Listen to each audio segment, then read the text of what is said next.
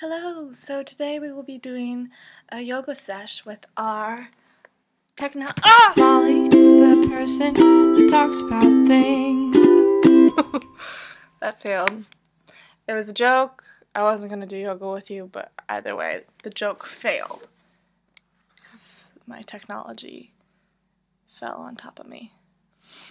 So this is a different setting, right? We see the fridge over there. And CDs, Clavinova, a hat on a stand. That was my tour.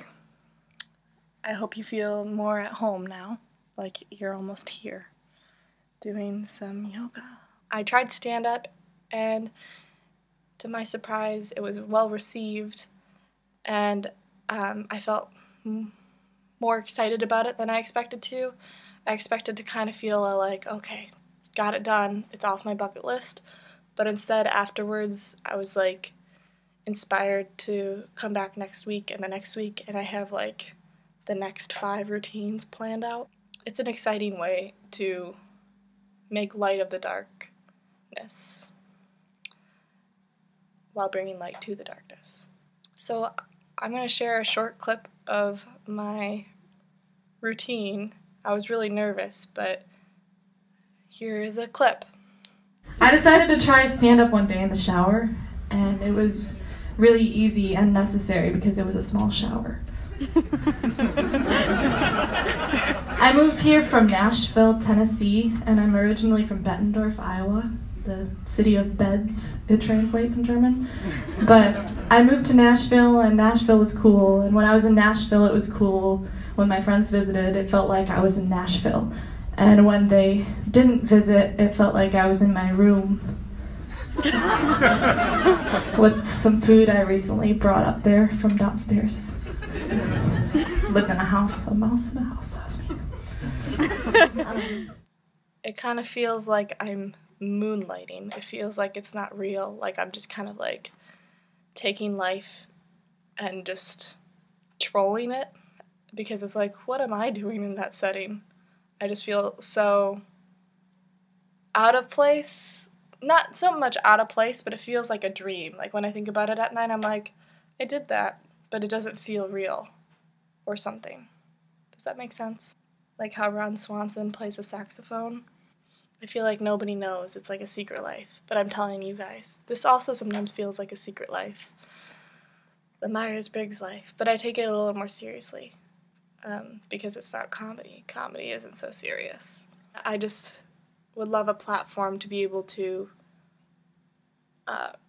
express my ideas in my writing, and whether that's in a fun way or in my songs in a more serious, somber way. It's really funny how polar opposite they are.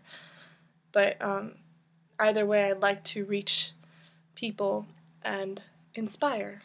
And it's just a matter of figuring out how I am to do that, because there are many ways that I'd like to, but then it's hard to know which one is the right way, and that's also a fallacy, that there is no right way. There are many ways of doing something, and I will incorrectly assume that there is one proper way of doing something.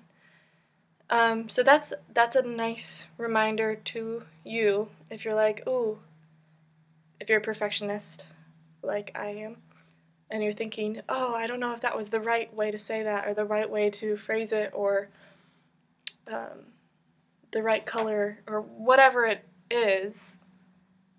It's the color you chose, and so good job. You chose. You made a decision. Because that's the thing, right?